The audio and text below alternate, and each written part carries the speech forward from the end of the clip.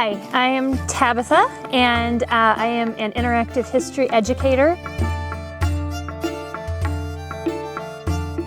Henry is very much not used to being told no. He's a very spoiled younger royal child. He does the only thing that a spoiled younger royal child knows how to do. He throws a temper tantrum and separates from the Catholic Church. He creates the Church of England, and wherein the Catholic Church, the head of the church, is the Pope, Henry sets up the Church of England to where he is the head. There's no one above him except for God himself, which is very convenient if you're looking for a divorce, which he is, and he very promptly gives himself one. Divorces Catherine, sends her away. Poor Catherine dies in a very drafty castle in the north of England. Very unseemly ending for a very noble lady.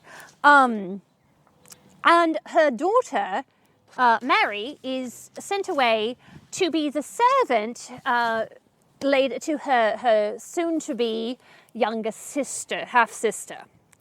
Because shortly after Anne Boleyn marries Henry VIII, she gives birth to a daughter.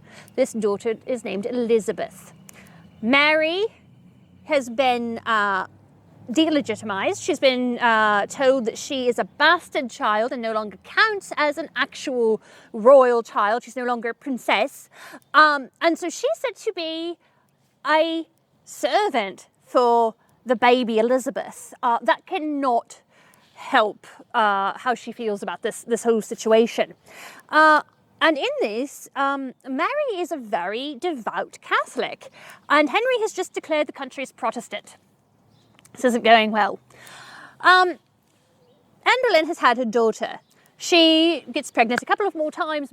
Children die in either shortly after birth or she miscarries.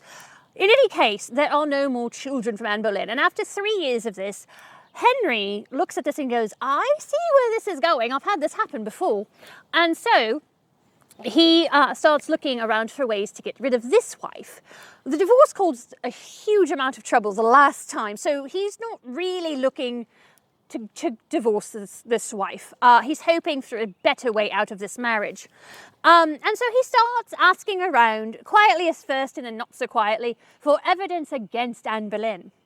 And it is given by Anne Boleyn's own sister-in-law, Jane Parker, who says that Anne and George, Anne's brother, have been up to some very unsibling-like behaviour. We'll just leave it at that.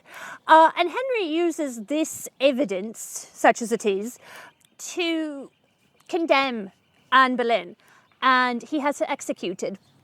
She is beheaded. Then Elizabeth is now delegitimized because obviously Anne was not an actual wife either. Henry is getting really good at this. He marries a third time. This time it is Jane Seymour, not Jane Parker. Just so there are a lot of Janes. But Jane Seymour. Jane Seymour is everything that Henry wants in a wife. She is quiet, she minds her own business, she does whatever he tells her to, and she promises to always be obedient. Not something that either Catherine or Anne were very good at. And being the obedient wife, she very, very quickly provides him with a son. The one thing he has always wanted. And now he has Edward. And with Edward's birth, Jane dies, which makes her even better in Henry's eyes. She doesn't have time to upset him. She doesn't have time for him to grow weary of her. All he knows of Jane is that she loved him dearly, promised to be obedient, gave him a son, and then promptly died. And that really helps. And so Henry will later say that Jane is the one woman that he ever loved.